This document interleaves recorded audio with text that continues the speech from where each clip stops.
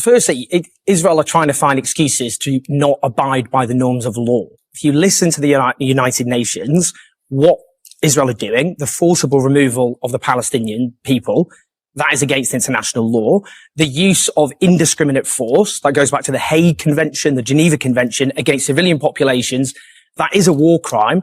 And Israel has no excuse not to do that. But in terms of Hamas, look, if you don't want the Palestinian people driven into the arms of Hamas, then don't subject them to the longest modern occupation. Don't subject them to what Amnesty International, Human Rights Watch, the Israeli human rights organization B'Tselem, incredibly brave people, by the way, what they call apartheid. And this is the problem, because you had a secular movement in Palestine, which adopted non-violence, and that achieved nothing. I mean, they carried on being killed in terms of Palestinian civilians by the Israeli state. The settlements expanded in the West Bank, any hope of nationhood slipping further and further away. And people were driven into the arms of Hamas.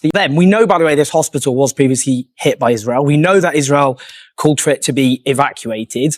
I mean, the problem is Channel 4 News did some really good investigative work on it. And they found that the recording used to suggest that there was Hamas operatives admitting that it was a misfired rocket was probably almost certainly faked. What Israel needs to do is let the International Criminal Court in. They're refusing to do so. I mean, what we do know, and, we talk about the fog of war and all the rest of it, but listen to what Israel's leaders are actually saying and their officials are actually saying. When, for example, the defense minister says we're going to have a total siege in which water, electricity, and food are cut off because we're fighting what he calls human animals, and he says everything will be eliminated.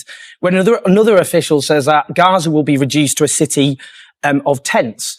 When one of their senior military lawyers says that the only way of destroying Hamas is destroy every building in Gaza because every building has Hamas operatives in it.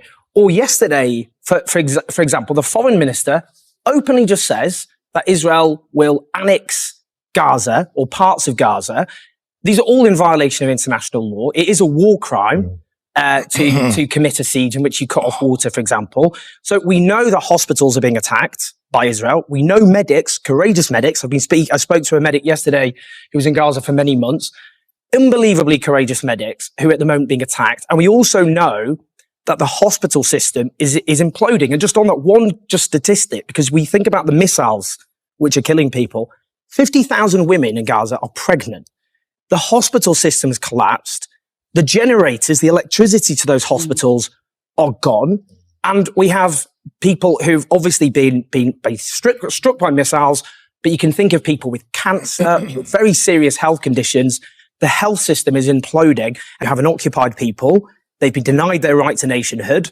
And historically, I mean, if you look at the foundation of Israel, it wasn't a peaceful foundation. So you can look there. I mean, if you look at, the history, I mean, people don't like talking about history and context. And we always often, I think in news cycles, treat it as though things started last week. But that's not what happened, Just let Quentin go back. Sorry. I mean, I just think that the more you talk about it, Owen, I just urge you to rein it in. Rein what in? Your understandable emotions about this. I just think well, people are dying in quite large numbers, and our own government is complicit in that. And we do as citizens actually have a role to play. I would argue we sell Israel weapons, we give them diplomatic cover, and when you have 1,000 children now estimated dead in Gaza, a child dying every 15 minutes, if we don't speak out, I would argue we're complicit in what's happening. I think it's important. Please, talk about children dying. I mean, we've had enough of that since the 7th of October, but I don't think it serves matters by getting quite so hot about this. Well, if we're not passionate about this, I'd ask, what are we passionate because about? I think when you we're talking about mass death. I think you make matters worse. Okay. I don't think it makes matters worse to say that our government being complicit in what I would argue. I don't think our government is complicit in war. Well, of course, we sell Israel weapons, and we are standing shoulder to shoulder with them as they conduct an illegal siege, which is illegal, and they throw weapons at a densely populated civilian area. So there we have it. There is no excuse for the British or American governments. Israel is being completely, openly, explicitly clear about their intentions.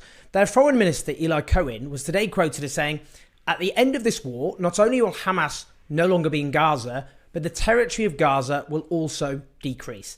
It is very clear what he means by that, which is that Israel intends to annex at least part of Gaza. To be clear, this is illegal, not slightly illegal, not a bit illegal, completely illegal.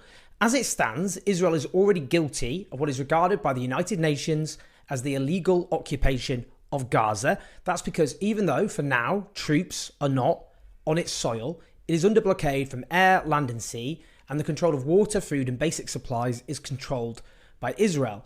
It is also guilty of the direct illegal occupation and colonization of the West Bank. The West Bank has forgotten all of this. There are 2.7 million Palestinians living in the West Bank compared to around 2.2 million in Gaza.